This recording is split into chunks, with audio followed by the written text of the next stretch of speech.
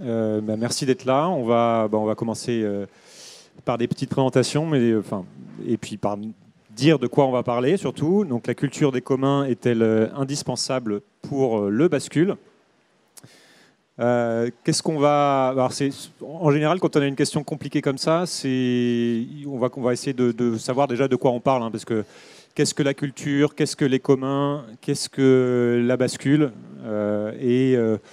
parce qu'il y a énormément de manières de définir chacun de ces termes. Donc, je suis bien content d'être celui qui pose des questions aujourd'hui et pas celui qui va répondre à tout ça. Je vais faire une petite présentation quand même, puisqu'on va passer 1 heure ensemble. Je crois que le son est un peu mieux comme ça. Alors, à ma gauche, pour commencer, Fanny Alarousse, donc, qui est directrice RSE de l'entreprise Serge Ferrari, qui est spécialiste du textile technique. On pourra en parler un petit peu plus. Bastien Sibyl, président des Licornes, qui est un groupement de coopératives de transition. À ma droite, Cécile Renoir, qui est présidente du campus de la transition. Et tout au fond, au bout à droite, on a Yannick Servant, qui est cofondateur de la Convention des entreprises pour le climat. OK. Alors, comme moi, en général, quand j'ai une question comme ça, j'essaie de poser le cadre. Donc, je voudrais un petit peu commencer par toi, pour Cécile, qui aime bien ce cadre théorique d'une manière générale et surtout qui a écrit sur les communs, qui est un peu une spécialiste du sujet, parce que c'est un terme dont on entend tous parler, mais qui finalement reste assez vague. Fait partie de ces mots fourre-tout, de même aussi que bascule ou transition peuvent le devenir. Donc, de quoi est-ce qu'on parle? Quel est un petit peu le cadre théorique? Qu'est-ce qui a été dit?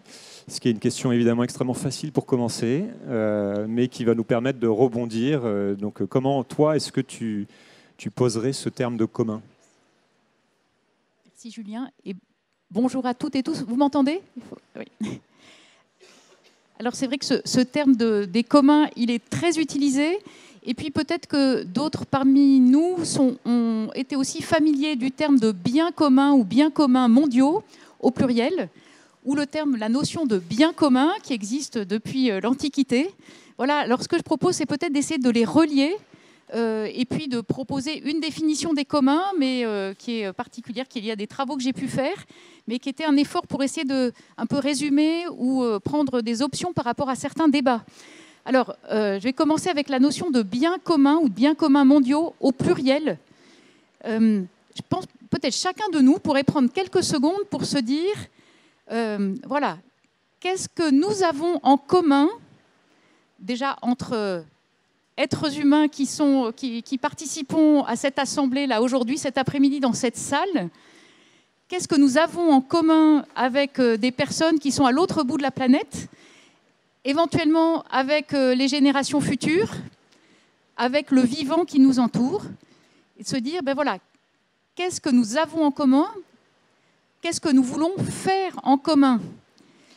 Et la réflexion sur les biens communs mondiaux, depuis les années 80, où elle a repris beaucoup de force, c'était une interrogation un peu à la faveur aussi d'analyses qui avaient été faites par des économistes, notamment Gareth Hardin sur la tragédie des communs, qui était une façon de souligner que si on laisse... justement ce que nous avons en commun, un certain nombre de ressources en libre accès, en libre usage, eh bien, le risque est très grand qu'il y ait une prédation, en tout cas un partage très inéquitable de ces ressources, avec le risque qu'elles ne soient plus renouvelables. Puis, je pense qu'un certain nombre d'entre vous ont entendu parler des travaux d'Elinor Ostrom sur les communs. Allez, je vais y revenir. Mais avant de parler d'Elinor Ostrom et de la démarche des communs, sur la notion de biens communs mondiaux, c'était justement se dire il y a des biens, des ressources, des richesses que nous avons en commun, que nous souhaitons transmettre, et peut-être essayer de raisonner un peu autrement qu'en termes de propriété publique ou privée. Et se dire c'est un peu dépasser ou se positionner un peu différemment que dans l'alternative État ou marché, et se dire finalement il y a des biens qui sont, alors utiliser des gros mots, mais rivaux et non exclusifs. Alors, je ne sais pas qui a déjà entendu parler des catégories de rivalité et d'exclusion parmi vous. Quelques doigts, mais pas beaucoup. Alors, c'était ces deux grandes catégories qui permettent, en gros, de distinguer 4 catégories de biens. Alors, le bien rival, c'est le fait que j'en consomme ou que j'y ai accès rend beaucoup plus difficile, voire impossible, l'accès à d'autres. Voilà, donc un bien exclusif ou non exclusif, c'est un bien dont, pour des raisons politiques ou techniques, on va choisir de dire que ce bien doit être accessible à tous, ou qu'au contraire, ça ne pose pas de problème qu'il soit possédé ou utilisé de manière exclusive par certains. Vous voyez déjà dans la manière dont j'ai présenté les choses, c'est une façon de dire qu'il y a aussi un caractère arbitraire au fait de considérer que certains biens sont des biens exclusifs ou non exclusifs. Donc si on croise les catégories de rivalité et d'exclusion, eh bien on va avoir des biens non rivaux et non exclusifs, qui sont les biens publics. À la fois, ils sont partagés par tous. On pourrait dire, peut-être jusqu'à une date récente, même encore aujourd'hui, je ne sais pas, il y aurait des débats, si l'air est un bien public. Voilà, tout le monde peut respirer de la même manière. Alors peut-être c'est pas si vrai. Et donc le vrai problème, c'est qu'il y a un certain nombre de biens qui étaient appelés des biens publics jusqu'à une date assez récente et qui deviennent des biens communs, c'est-à-dire des biens rivaux et non exclusifs, c'est-à-dire dont nous disons collectivement qu'ils doivent, que toute personne aujourd'hui et demain doit pouvoir y avoir accès. Et on pourrait dire que peut-être les ODD ont été une façon collectivement à l'échelle internationale de se dire que ces biens devaient être reconnus par tous les États, les collectifs humains. Voilà, alors je vais aller un peu plus vite, parce que sinon je vais monopoliser la parole. Mais donc, biens rivaux non exclusifs, c'est une catégorie de biens donc, vis-à-vis desquels c'est là que nous avons des bonnes questions à nous poser collectivement. Quels sont ces biens communs? Et puis ensuite, vous avez des biens non rivaux et exclusifs, type piscine privée, etc., qui sont des biens qu'on appelle parfois biens clubs ou biens tribaux. Ouais, il y a des groupes qui s'accaparent ou qui utilisent ce bien de manière presque club, privé. Et puis les biens privés, les biens rivaux et exclusifs. Voilà, alors ces 4 catégories, vous voyez, elles sont déjà très intéressantes parce qu'elles montrent le caractère politique de la désignation de certains biens aussi comme des biens communs mondiaux. À partir de là, pas. Pardon. Il faut que dans le micro. C'est bon. Oui, il faut que je mange le micro. Alors, ensuite, parler à partir de là des marges des communs, c'est précisément se dire que voilà, comment est-ce qu'on s'organise collectivement. Il ne suffit pas de désigner un certain nombre de biens comme étant des biens communs, mais comment est-ce qu'on fait pour les gérer en commun?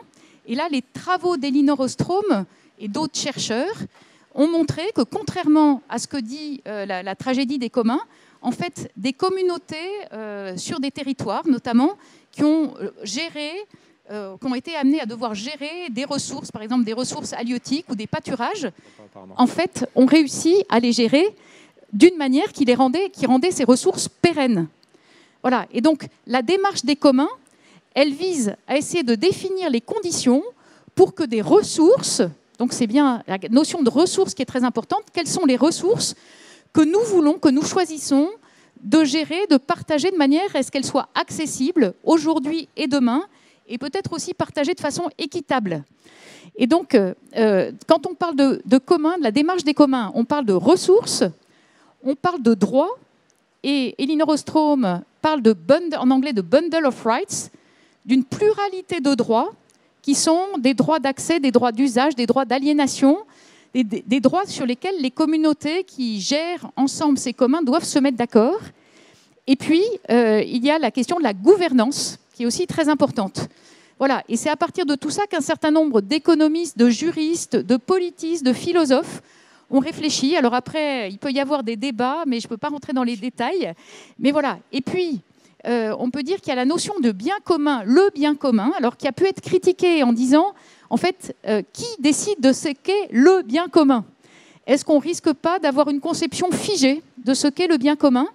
Alors, je voudrais juste, pour terminer, citer un auteur alors, qui ne positionnait pas exactement les choses comme ça, mais dont je trouve la réflexion très intéressante pour relier les trois.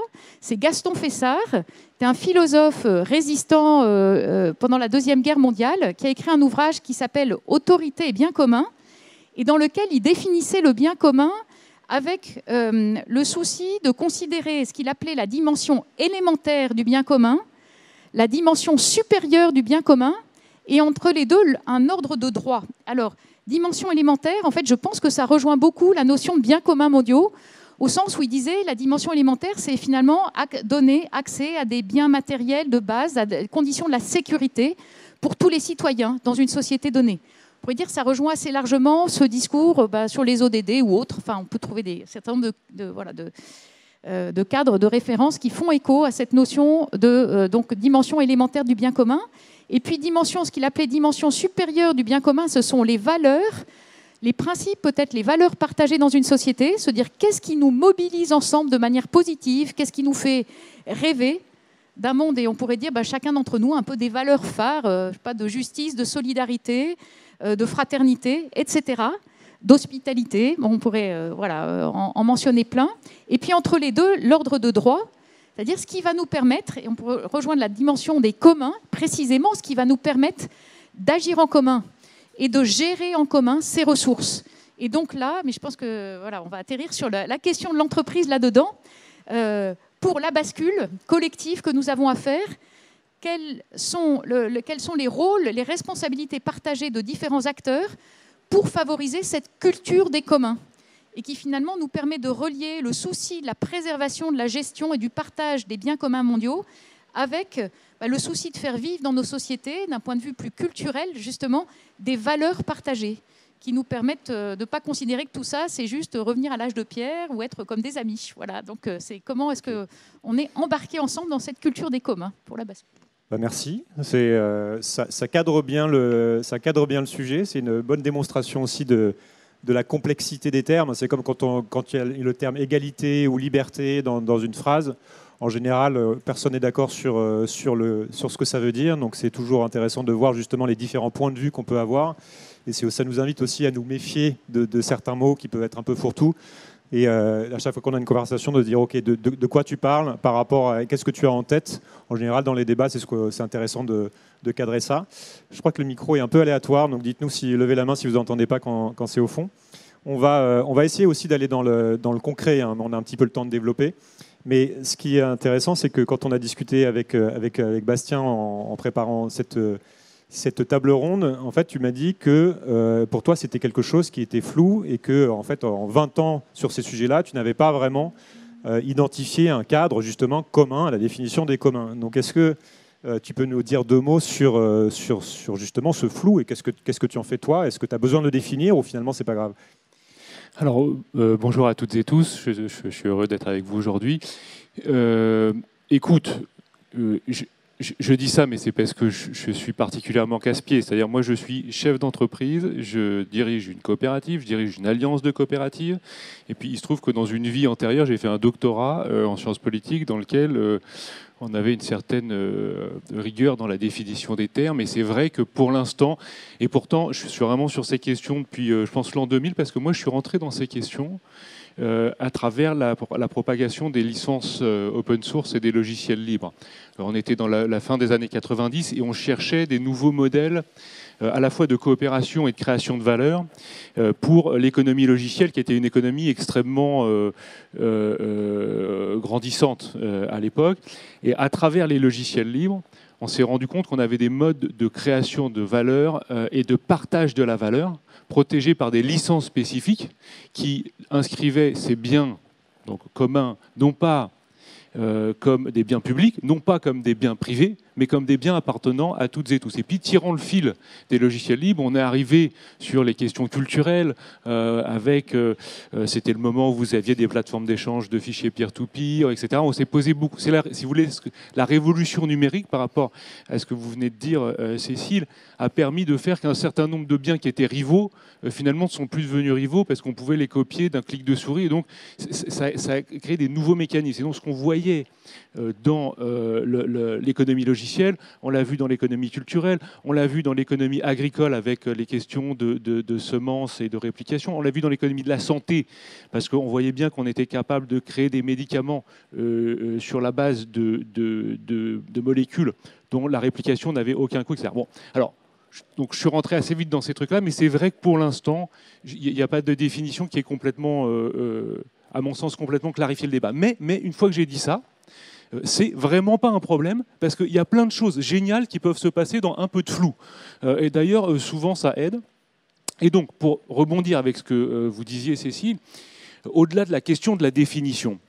Effectivement, il y a des sujets d'intérêt général pour la transition écologique et solidaire, ce que sans doute on appelle, alors là aujourd'hui c'est le bascule, moi généralement dans mon vocabulaire c'est la bascule, mais enfin peu importe. Donc effectivement il y a un certain nombre de sujets qui nous ressortent, qui ne sont pas pris en main aujourd'hui par l'État, et qui, pour autant, ne sont pas pris en main non plus par les entreprises, ou alors le sont de façon défaillante. Et là, entre l'État et le marché, il y a une place pour d'autres modes de gestion des biens, et donc de gestion des biens communs, qui sont les modes coopératifs. Et moi, c'est de cela dont je veux vous parler aujourd'hui, puisque je préside une alliance de coopératives de la transition, qui sont des coopératives d'intérêt collectif, dans lesquelles vous avez, alors pour prendre peut-être des coopératives que vous connaissez, Enercoop, peut-être Biocoop, Label Emmaüs, etc., etc., et qui donc il y en a 13 aujourd'hui, on vient d'en faire rentrer 4 la semaine dernière, et qui organisent des modes de production de valeur. Donc, dans le cadre d'Enercoop, c'est l'énergie. Dans le cadre de Biocoop, c'est la distribution de produits bio. Dans le cadre de Mobicoop, qui est la coopérative que je préside, c'est des plateformes de covoiturage, etc. Et donc, on organise la gestion de ces biens d'une façon commune. Alors, qu'est-ce qu'on dit là-dedans? Parce que là, pour le coup, ça a la clarté de l'entreprise, si vous voulez. On a des statuts, on a des modèles économiques, etc. On est des coopératives d'intérêt collectif. Ça veut dire que dans notre gouvernance, toutes les parties prenantes de la démarche entrepreneuriale sont invitées à s'exprimer, au moins pendant les assemblées générales, mais généralement plus avant à travers des cycles de décision et de concertation. Donc, typiquement, sur les 13 coopératives... je n'ai pas encore les chiffres pour les 13, parce que c'était la semaine dernière, mais pour les 9 premières coopératives de notre alliance, ça représente 127 000 sociétaires. C'est-à-dire ce que l'économie classique appelle des actionnaires. Nous, ce sont des sociétaires parce que c'est une personne égale une voix. C'est pour ça qu'on fait commun. Une personne égale une voix en Assemblée générale. Ces 127 000 sociétaires se sont dotés de fonctions et d'organisation de production qu'ils détiennent et qui leur permettent de produire des services pour à peu près, donc sur les 9 premières, c'est 600 000 clients et maintenant on est au-delà de 3 millions puisque Biocoop est rentré. Mais ce qui est intéressant, et je te rends tout de suite la parole, c'est de voir que, pour répondre à votre question, à votre définition, c'est de voir que la gouvernance associe l'ensemble des parties prenantes selon des règles qui sont claires, et qui en plus permettent de faire tourner des modèles économiques qui permettent que ces biens soient exploités de façon durable dans le temps, parce que l'économie de la gestion des biens communs, ça c'est une question qui est très difficile. Merci. Et je pense qu'on reviendra un peu après sur la question du cadre et de l'importance aussi de définir de quoi on parle, le réglementaire, quelles sont les règles, parce que c'est une question essentielle. Justement, comme c'est flou, où est-ce qu'on met le cadre pour pouvoir naviguer à l'intérieur de ça et s'entendre? Comme toujours, il faut qu'il y ait un cadre commun. Fanny, on va parler un peu plus de ce qui se passe du coup dans une entreprise, donc c'est Serge Ferrari. Est-ce que tu peux nous dire 2 mots sur la manière dont cette question de la bascule ou de la transition aussi est abordée? Et tu m'avais parlé notamment de ce qui se passe aussi au niveau réglementaire et du fait qu'on a une approche qui est très décarbonation, en fait, quand on parle de ces termes-là, c'est-à-dire qu'on met en commun l'atmosphère, pour le coup, et qu'on se focalise là-dessus, sur cette idée d'émission, et parfois en oubliant un petit peu le reste. Et comment est-ce que c'est vécu dans une entreprise qui doit mettre ces choses-là en place? Et qu'est-ce qui est exigé justement de toutes les entreprises? Qu'est-ce qui arrive de par la nouvelle réglementation? Et est-ce que ça fait partie justement de cette question de la réflexion sur les communs? Merci Julien, bonjour à tous, je suis ravie d'être là. Peut-être juste avant de répondre à la question de Julien, vous présenter rapidement Serge Ferrari. Alors Serge Ferrari, je ne vais pas vous parler de grosses voitures, je suis en TGV, et on n'a pas de blason avec un beau cheval. Non, non, nous on fabrique des membranes techniques durables. Des membranes techniques durables que vous avez en fait dans votre quotidien. On est en fait des tisseurs, c'est-à-dire qu'on va fabriquer des toiles, et ces toiles, pour suivre un petit peu l'actualité d'aujourd'hui, vous allez nous retrouver dans tous les grands stades, notamment de France, mais aussi partout ailleurs. On va faire également, on va contribuer à tout ce qui est performance thermique des bâtiments. Un de nos clients historiques, c'était le Cirque du Soleil. On travaille énormément pour la Fuma. Donc en fait, on tisse des toiles. On est intégré dans une logique industrielle intégrée. On a 1400 collaborateurs partout dans le monde, avec une production essentiellement en Europe. On est présent sur les 5 continents et nous, la question de la bascule, elle nous anime un peu tous les jours. Pourquoi ? Parce que ça remet complètement en question notre modèle industriel. On a 50 ans en décembre prochain. On est une ETI familiale. On a beaucoup de réglementations qui tombent. En ce moment, on est à fond sur la CSRD. S'il y en a qui sont concernés, vous connaissez le calvaire de la CSRD du moment. Mais à côté de ça, ce qui nous a toujours animés, c'est de se dire au sein de cette entreprise familiale, comment on fait plusieurs bascules grâce à l'innovation. On place au cœur en fait, de nos process l'innovation. On est né d'une innovation technologique qui s'appelle le pré-contraint. Le pré-contraint, c'est quoi ? C'est on va pré-contraindre la toile. Donc il y a 50 ans, on est né de ça. Notre fondateur Serge a inventé ce pré-contraint et ça permettait en fait d'utiliser moins de matière et d'avoir une durée de vie beaucoup plus longue. Donc la durabilité ou la RSE, comme chacun l'a défini, elle va être au cœur en fait de notre ADN.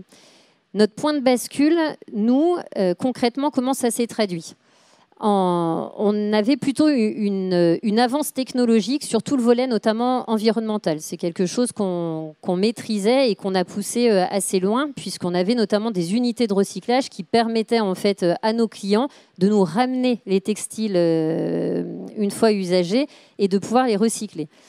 2021, crise Covid, on re-questionne en fait l'ensemble de notre stratégie RSE ou développement durable. Et là, on se pose un certain nombre de questions en se disant finalement, concrètement, c'est quoi les enjeux pour notre groupe ? Les enjeux pour un groupe industriel comme les nôtres, c'est justement la question des communs. Et la question des communs, je suis ravie de passer derrière Cécile, comme ça m'évite des définitions où j'aurais été bien moins bonne que Cécile. La définition des communs, chez nous, c'est les ressources qu'on va utiliser dans le cadre de nos process de production. Et effectivement, en préparant la table ronde, j'échangeais avec Julien en disant aujourd'hui, on se focalise sur la trajectoire décarbonation. C'est un peu ce qui nous anime. Il faut qu'on ait une trajectoire bas carbone, expliquer comment on va y arriver, nos objectifs, etc. En réalité, nous, on fait effectivement cette trajectoire bas carbone, comme beaucoup d'entreprises. On est une entreprise qui est cotée en bourse, donc on a des obligations, on est audité de manière annuelle. Mais en fait, concrètement, le risque pour l'entreprise, c'est la question des ressources. Pourquoi ? Parce que si demain, on n'a plus de ressources, on ne se posera plus la question de la décarbonation parce qu'on ne produira plus.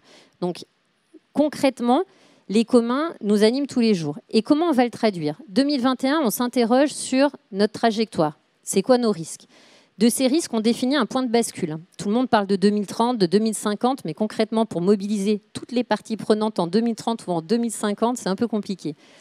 Par contre, on s'est dit que si en 2030, on n'était pas prêt pour pouvoir basculer d'un modèle industriel historique qui fonctionne bien, on est leader sur les marchés sur lesquels on est situé, à un marché nouveau. Et le marché nouveau, c'est les activités habilitantes. En fait, la question qui va nous animer, c'est comment nos produits demain, ils peuvent contribuer à l'enjeu de la transition écologique. Et pour ça, ça veut dire réinventer complètement des marchés. Réinventer des marchés, ça signifie se positionner sur l'alimentation durable. On travaille par exemple avec le gouvernement de Norvège sur l'alimentation durable avec le fish farming. C'est des espèces de, c'est pour protéger l'élevage de saumon.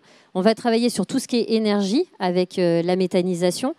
On va se positionner sur le transport d'eau potable, sur les incendies, sur les plantes invasives. C'est-à-dire en fait comment finalement on prend ces externalités en levier de croissance, en levier d'opportunité pour notre business. Donc, on doit réinventer. Le premier point de bascule, c'est réinventer les marchés de demain. Mais premier point de bascule, c'est pour réinventer les marchés de demain, il faut qu'on soit suffisamment solide et qu'on pérennise notre croissance pour pouvoir investir justement dans ces nouveaux marchés.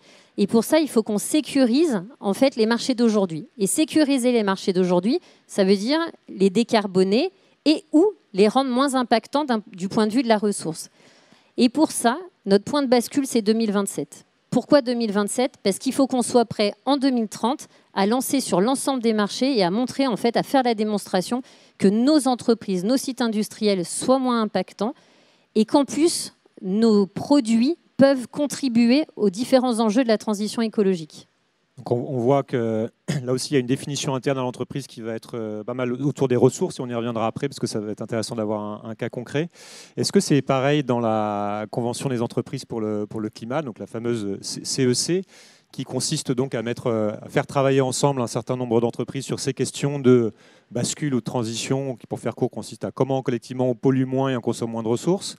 Comment est-ce que cette question de la mise en commun et du cadre qui quelque part peut nous empêcher quand on est dans une entreprise, parce que fondamentalement une entreprise travaille pour soi-même, comment est-ce que c'est discuté, comment est-ce que c'est mis sur la table et voilà.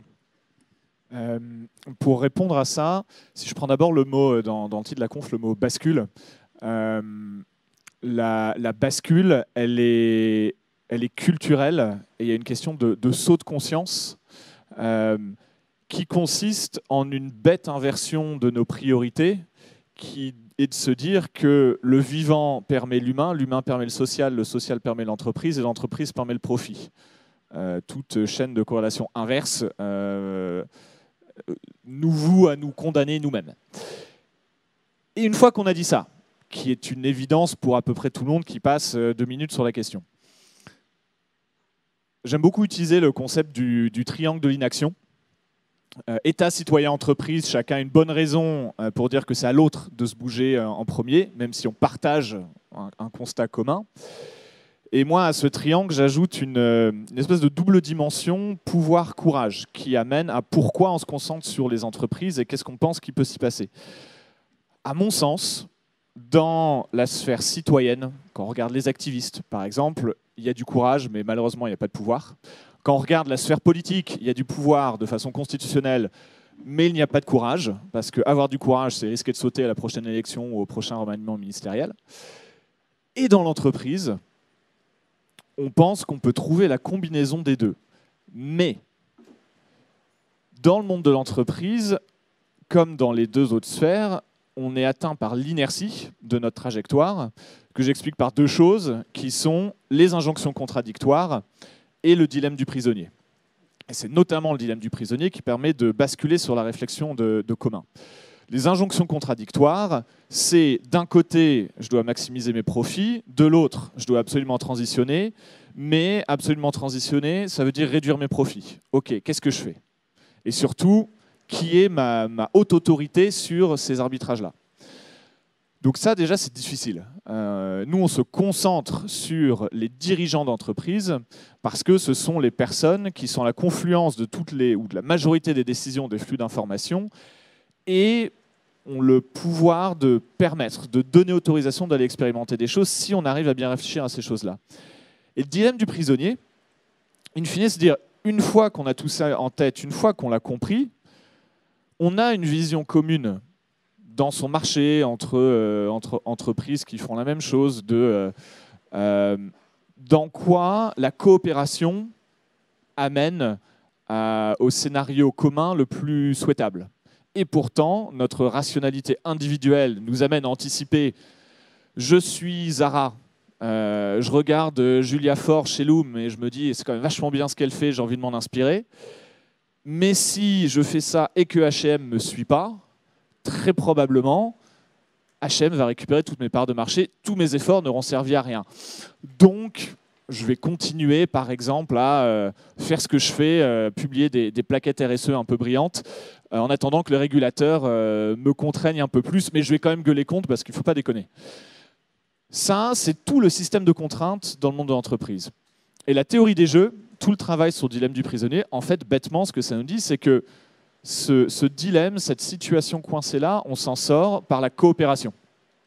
Et je tords un peu les mots, mais oui, dans la convention, qui consiste à faire vivre un parcours en 6 sessions de 2 jours, partir du constat des limites planétaires jusqu'à comment on transforme notre modèle d'affaires, comment on le fait basculer, en fait, un modèle d'affaires compatible avec les limites planétaires, ça touche à des choses comme l'économie régénérative, par exemple, où il n'y a guère que les métiers les plus connectés au vivant, comme l'agriculture, et c'est de là que ça vient, qui puissent régénérer les ressources naturelles, pas juste les consommer moins ou les détruire moins, pour retourner à l'intérieur des limites planétaires. Donc, pour réussir à régénérer les conditions qui permettent le vivant et donc tout le reste, il faut qu'on coopère.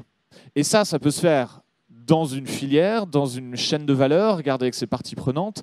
Il y a aussi beaucoup la notion de travail sur la coopération territoriale. Si je donne un exemple, une entreprise dans celle de la première édition qui s'appelle Mustela, qui produit par exemple des crèmes hydratantes, c'est toute la dermocosmétique pour enfants. Il y avait une analyse risque-dépendance sur les ressources autour de 2019 qui montrait des choses comme tous nos avocats qu'on utilise pour nos crèmes viennent d'Amérique du Sud et 90% de nos huiles viennent d'Ukraine. Quand on a tout ce qui suit le Covid, le bateau qui se met entre du canal de Suez et la guerre en Ukraine, ça force à se dire, OK, qu'est-ce qu'il y a directement autour de moi dans mon territoire et qui je peux coopérer pour créer un business model résilient. C'est aller voir ce qu'elle fait, les agriculteurs. Est-ce que je peux faire une crème avec autre chose que des avocats, par exemple? Donc, pour nous, tout le travail, c'est prendre le temps de comprendre les enjeux, c'est se mettre d'accord sur les éléments de constat commun, comprendre ce qu'on vise, qui est la régénération, pas juste le faire moins mal, et voir en quoi on doit aller oser la coopération avec ses concurrents, comme avec la puissance publique, comme avec ses parties prenantes, comme avec la sphère citoyenne. Évidemment, je suis ravi que tu aies amené la théorie des jeux là-dedans, parce que finalement, je trouve que ça résume assez bien ce à quoi on est tous confrontés, toutes confrontés dans l'entreprise, parce que finalement, on est tous pris dans une forme de jeu avec des règles qui sont préétablies, qui nous dépassent, qui étaient là avant nous et qui finalement évoluent assez peu. Et sauf qu'on voit que cette manière de jouer est problématique. Mais comment on fait en tant que joueur dans son coin pour changer ces règles? Donc c'est la seule manière, ce que tu es en train de dire, c'est qu'on ne peut les changer qu'en se concertant, qu'en se mettant à plusieurs, en se décidant tous ensemble de dire OK, on va jouer différemment. Donc ça peut être au niveau d'une industrie, mais c'est plus problématique quand il s'agit de mettre à jour les règles de comptabilité mondiale, par exemple. De rester un petit peu aussi sur ce côté presque théorique finalement, mais qui est hyper intéressant avec toi, Cécile, qui est de réfléchir à la question finalement de la contradiction fondamentale qui peut-être existe entre la culture de commun, l'idée de commun, la culture encore plus de commun, et l'objectif d'une entreprise tel qu'il existe aujourd'hui, tel qu'il est posé aujourd'hui, qui est de concrètement maximiser le profit pour les parties prenantes ou pour les actionnaires. Est-ce qu'il n'y a pas fondamentalement une contradiction dans les termes, et en tout cas dans ce cadre-là?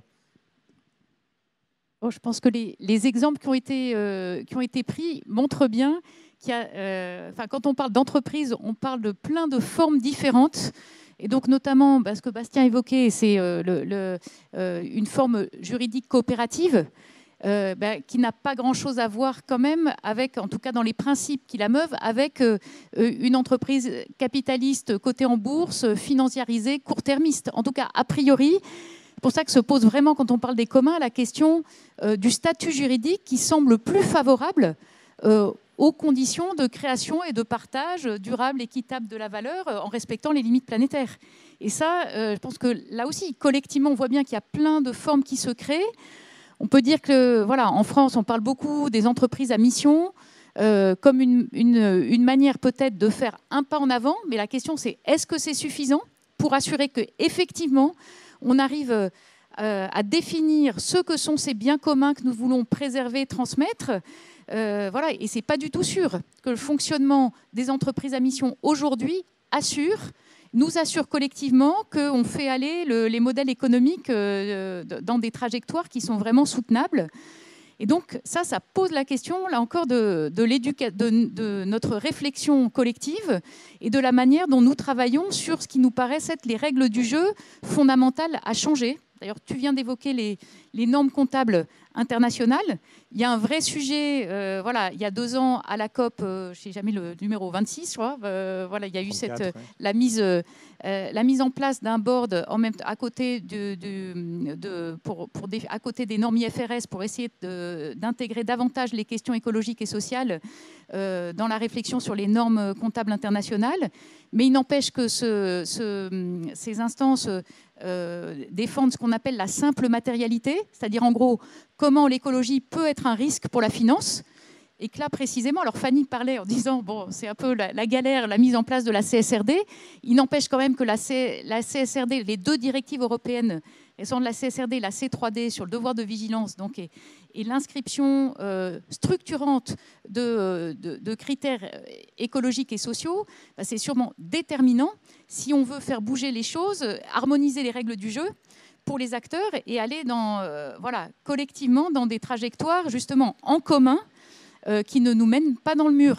Et donc, il me semble que là, il y a à réfléchir sur quelles sont les formes juridiques qui permettent davantage des modèles économiques plus soutenables.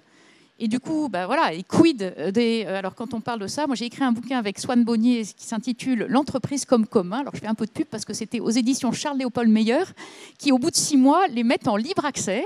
Donc, vous pouvez les consulter voilà, gratuitement en téléchargeant l'ouvrage. Et justement, avec Swan, on a l'un et l'autre une expérience qui est plutôt d'aller regarder ce que font les multinationales à l'échelle internationale, et on nous disait, mais vous parlez, le livre s'intitule « L'entreprise comme commun ». On n'est pas du tout sûr que les multinationales aujourd'hui puissent être considérées comme des communs. Alors, certes pas, mais l'enjeu, c'est aussi de se demander, et je pense que c'est ce que la CEC essaye de faire avec différents acteurs, c'est à partir de là où on est, avec des acteurs dont le fonctionnement est contradictoire avec un certain nombre de règles de gestion en commun et de préservation des frontières planétaires, on pourrait dire au sens à la fois social comme au sens environnemental, ce que Kate Raworth matérialise avec l'image du donut, très parlante. Voilà, c'est de se dire comment est-ce qu'on fait avancer les choses, et ça veut dire quelles sont les règles du jeu structurantes qu'il faut transformer. Et à mon sens, là, ça pose vraiment la question du plaidoyer, du rôle politique des entreprises et des dirigeants pour favoriser ces transformations. Donc on pourrait dire, alors voilà, je pense qu'on a tous des idées sur la question. Est-ce que c'est les normes comptables internationales? Donc il y a tout ce travail sur la comptabilité en triple capital, par exemple. Il y a la question des règles fiscales, voilà, comment on considère un partage juste de la valeur au long des chaînes de valeur mondiales. La question du partage de la masse salariale. Voilà. Après, on peut nommer toutes les questions structurantes pour essayer de favoriser cette logique de commun. C'est toutes les questions justement qui sont liées à comment on met à jour le jeu, entre guillemets, sachant qu'il y a plein de gens qui ne sont pas d'accord pour le mettre à jour aussi parce que ça leur va très bien. Je vais te donner la parole, Bastien, parce que justement, toi, ça fait partie de la réflexion que tu as eue, parce que tu travailles sur un autre type d'organisation qui n'est pas une multinationale et qui n'est pas une entreprise entre guillemets traditionnelle, si j'ai bien compris, mais qui vise à imaginer comment on peut faire autrement.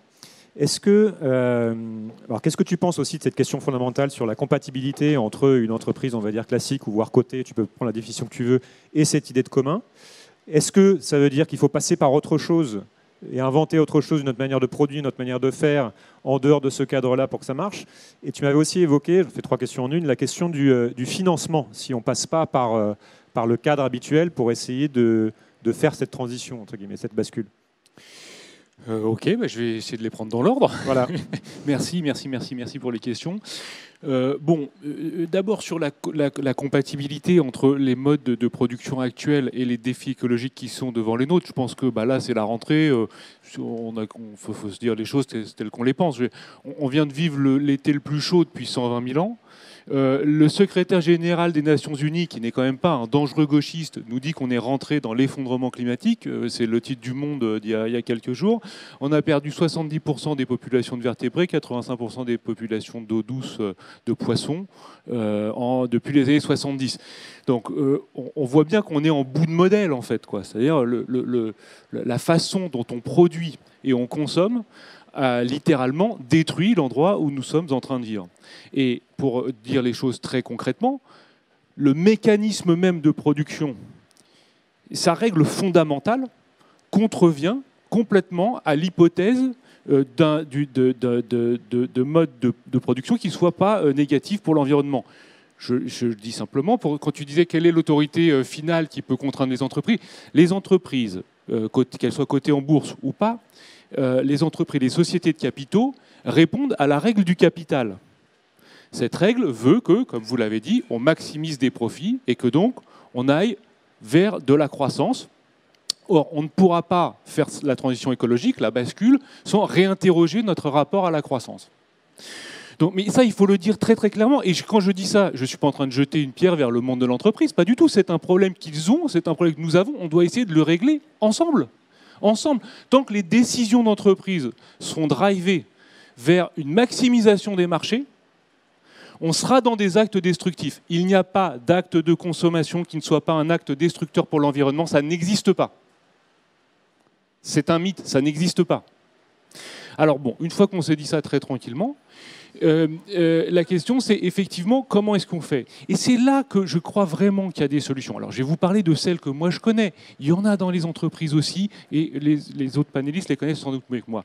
Moi, ce que je connais, ce sont des types d'entreprises qui sont des coopératives d'intérêt collectif. Qu'est-ce que ça veut dire en 2 mots? Ça veut dire essentiellement 2 choses.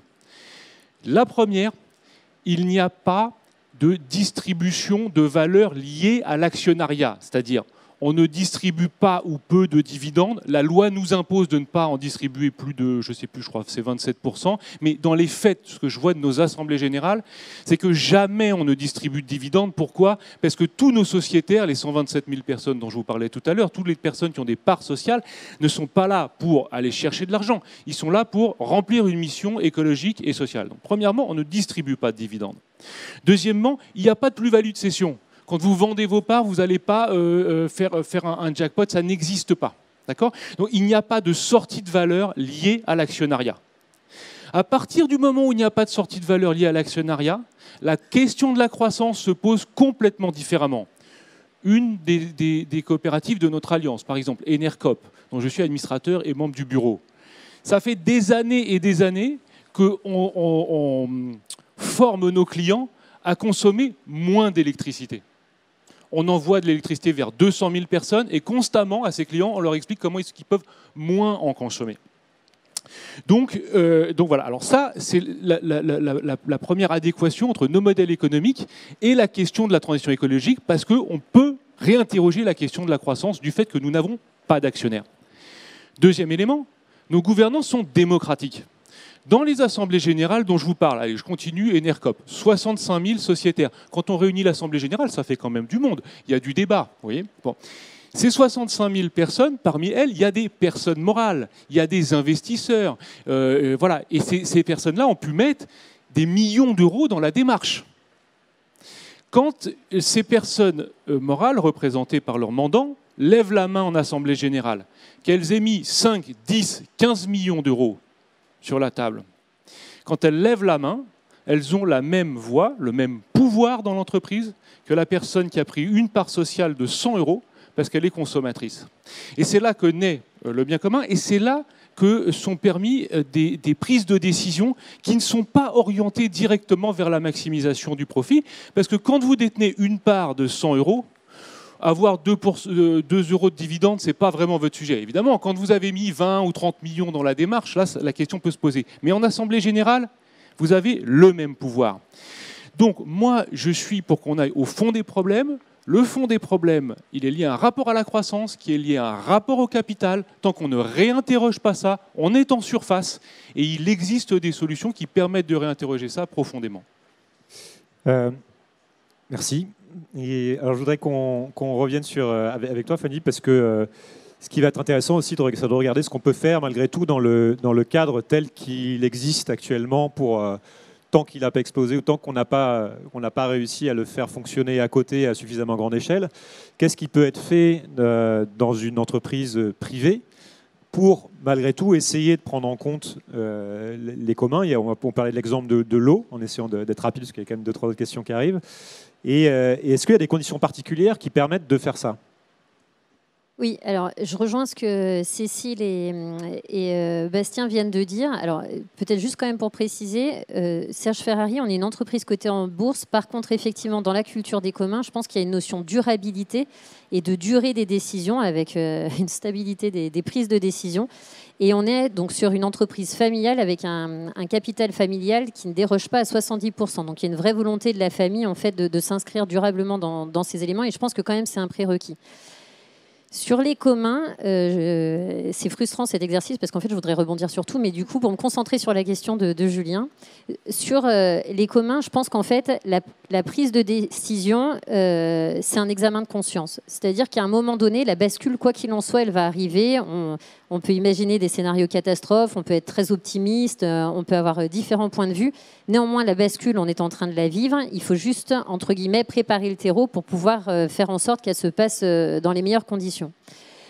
Là-dessus, il y a effectivement le régulateur qui a un rôle, mais je pense que l'examen de conscience de l'entreprise, c'est-à-dire en fait finalement l'alignement des décisions stratégiques versus tamis durabilité, c'est ça qui va donner en fait la cohérence. Je prends l'exemple de l'eau. Il y a 5 ans en arrière, si on prend les éléments de régulation et si on prend notre reporting RSE il y a 5 ans, ce qu'on nous demandait, c'était à un moment donné d'afficher une trajectoire bas carbone. Je reviens sur la trajectoire bas carbone. On est une entreprise industrielle. Si on avait eu en fait que le volet financier, qu'est-ce qu'on aurait fait? On aurait pris notre bilan carbone, on aurait dit 70% de notre impact, c'est de l'impact matière. Les gros investissements vont sur ce volet-là. Le reste, on le traitera par la suite parce que finalement, ça représente que 30%, sachant qu'avec 10%, vous avez déjà l'énergie. Il y a 5 ans en arrière, il y a eu des scénarios crash test qui ont été faits, qui sont actualisés chaque année et qui ont été actualisés de manière significative après 2021 parce qu'il y a un certain nombre de choses qui ont changé. Dans ces scénarios crash test, le premier élément, c'était la ressource en eau, il y a 5 ans.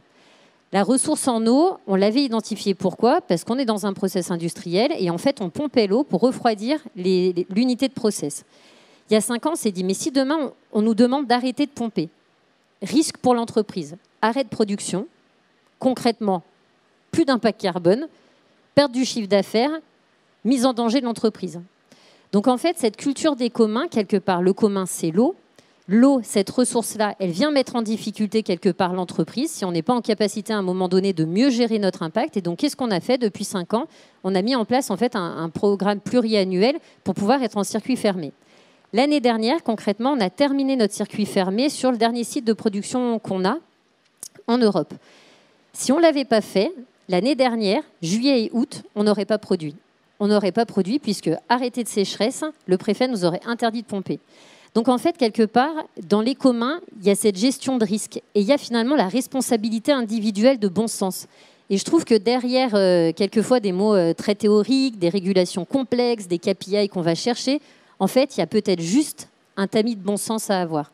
Et ce tamis de bon sens, je pense qu'il guide quelque part des décisions stratégiques et il faut peut-être revenir à l'essentiel et à l'alignement.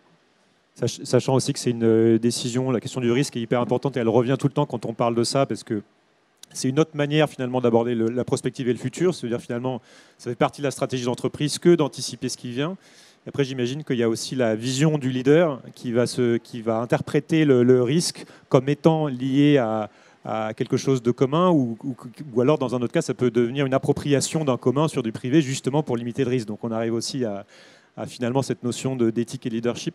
Je voudrais qu'on revienne à toi, Yannick. Comment est-ce que, quand on met justement tous ces entrepreneurs ensemble et toutes ces parties prenantes, et qu'on pose cette question-là, est-ce qu'il y a des choses concrètes qui émergent? Est-ce qu'il y a des nouveaux projets, des choses qu'on décide justement de mettre en commun parce qu'on se rend compte que ça appartient à tout le monde ou que ça devient stratégique ou, comment ça se passe concrètement?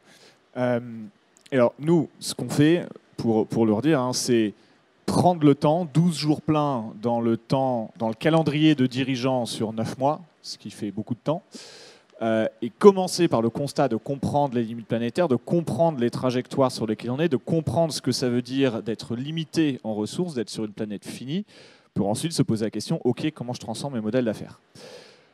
Quand on a pris le temps, non seulement d'intégrer toutes ces informations-là avec la partie rationnelle du cerveau, mais aussi la partie sensible, un exercice qu'on leur demande, qu'on leur propose aux participants, c'est la première journée de la première session, en gros 8h30, 23h30, s'enchaîner des confs qui expliquent que tout va mal. Et pourquoi? Et à la fin de ça, on leur propose de prendre papier et stylo et dire « Ok, écris une lettre qui sera lue en 2040 par tes enfants, qu'est-ce que tu as envie de leur dire ?» Voilà. C'est important ce truc-là parce que ça informe, ça nourrit le type de radicalité de décisions qui peuvent être prises après. Et j'utilise le mot radicalité à dessein parce que Léa Falco de Point à Réveil écologique m'a rappelé récemment que la racine du mot radicalité, c'était racine, donc prendre les choses par la racine. Et en ça, je ne m'interdis plus du tout d'utiliser le mot radical qui est assimilé à extrémiste dans d'autres cercles. Les radicaux sont les gens qui prennent les choses par la racine. Prendre un modèle d'affaires par les racines, c'est par exemple un Renault Trucks participant de la première édition qui se dit en fait, si mon métier c'est de produire des camions, ça veut dire extraire des ressources, les transformer, les vendre et ne pas me poser de questions de ce qui se passe après. Ça, c'est un modèle qui mène droit dans le mur, et économiquement et environnementalement. Par contre, si je décide que mon job, c'est de aider à déplacer des marchandises d'un point A à un point B, alors je peux regarder les choses très, très différemment. Je peux accepter que le camion fait partie du problème, à cause de son empreinte à la construction, à cause de son empreinte à l'usage, parce que le fret en France, c'est 91% du camion, et le fret ferroviaire en France est le plus bas d'Europe. Et je peux commencer à me dire, est-ce que je suis juste un producteur de camions, ou alors est-ce que je peux tout faire, et ça c'est le sens de sa feuille de route, de dire comment je peux construire un modèle économique autour du produire moins de camions et les faire rouler moins. Et donc ça, c'est des changements radicaux qui impliquent des réflexions en commun avec tout un tas d'autres acteurs. Par exemple, faire rouler moins son camion, ça veut dire qu'on use moins la chaussée. À l'extrême, ça, c'est l'effet char d'assaut sur les champs le 14 juillet, il faut remplacer les pavés à chaque fois. Un camion, c'est un peu pareil. Et ça coûte des milliards aux collectivités locales de réparer la chaussée à cause des camions qui usent la route jusqu'à 10 000 fois plus vite qu'une voiture. On peut se dire, OK, et si je coopérais avec le ferroviaire, avec le fluvial ?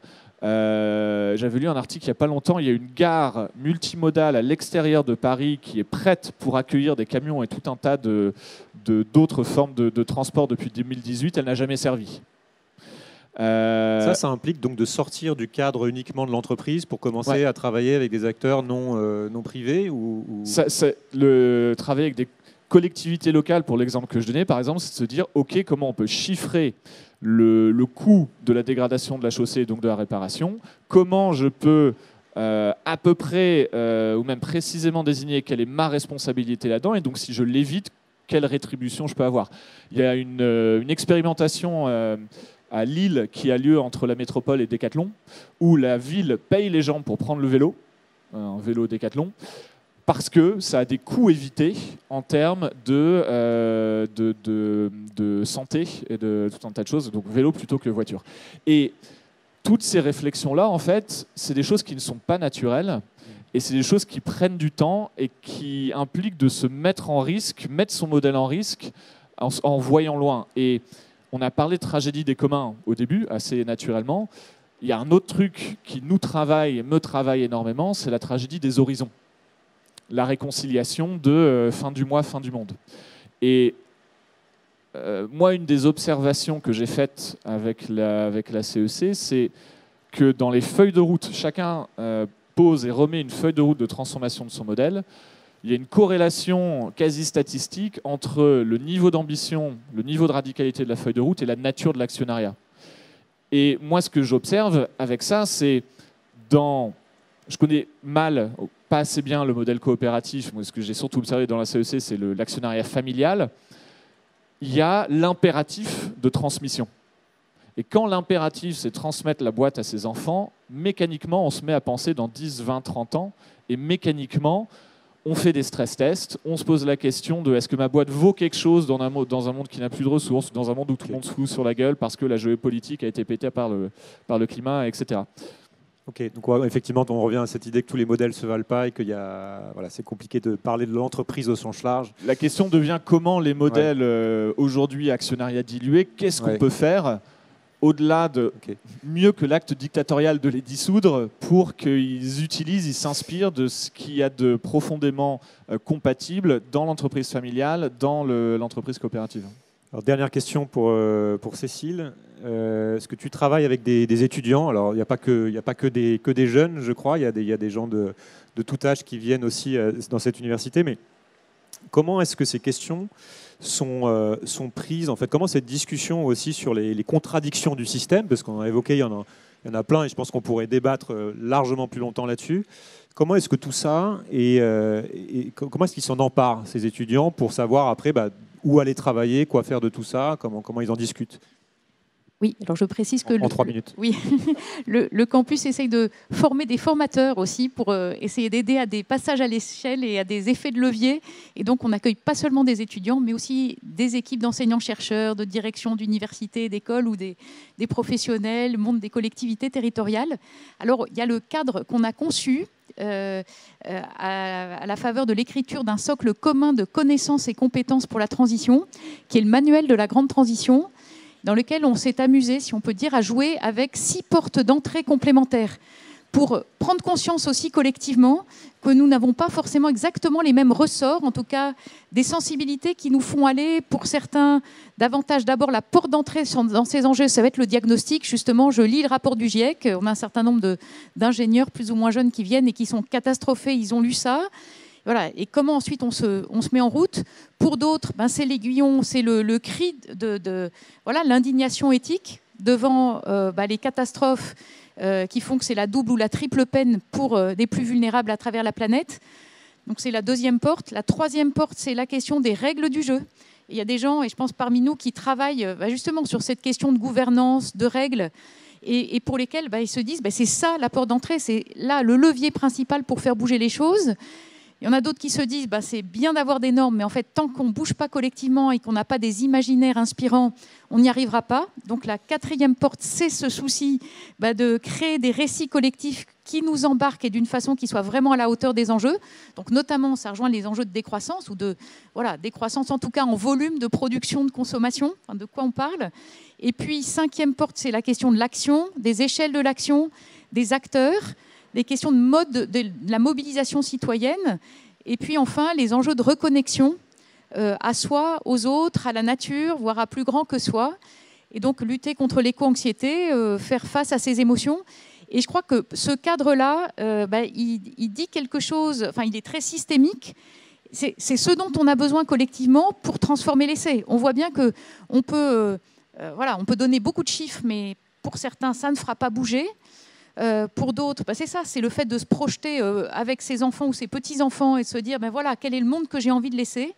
Et donc, nous, ce qu'on essaye de faire, c'est de jouer sur faire passer par ces différentes portes ensemble et se dire qu'en plus, on n'est pas appelé exactement la même chose. Et je terminerai là-dessus parce que, il semble, ces stratégies, au campus, on aime bien parler du fait qu'on se veut radicaux, non marginaux, prendre les problèmes à la racine et accompagner des gens qui peuvent être situés beaucoup plus loin de ces sujets et essayer de susciter les ressorts qui vont permettre aux personnes de se mettre en route. Et du coup, peut-être qu'il faut aussi consentir à ce que certains soient plus avancés, soient plus exemplaires, et puis pour se laisser interroger les uns les autres. Et donc, je termine avec ce que dit Olin Wright, un politiste que j'aime bien, qui parle de stratégies qui sont à la fois en rupture, aux interstices et réformistes, et en fait en disant peut-être qu'il y a besoin des 3 pour arriver à bouger au bon niveau. Donc il y a ceux qui vont être dans une posture plus radicale et en rupture, et d'autres qui essayent de l'intérieur de trouver les ressorts pour transformer. Voilà, on va s'arrêter là. Juste 3 choses avant de finir. Alors, vous pourrez poser vos questions après, on ne va pas prendre les micros parce qu'il n'y a pas le temps. Tout en partie sera rediffusé sur mon podcast donc Sismic, ça avec plein d'autres conversations. Et puis on a parlé un petit peu de décroissance, si ça vous intéresse, vers une conversation avec Timothée Parric dans 15 minutes. Et surtout, je vous remercie pour votre attention et puis merci à vous pour ce sujet qui ouvre plein d'autres questions.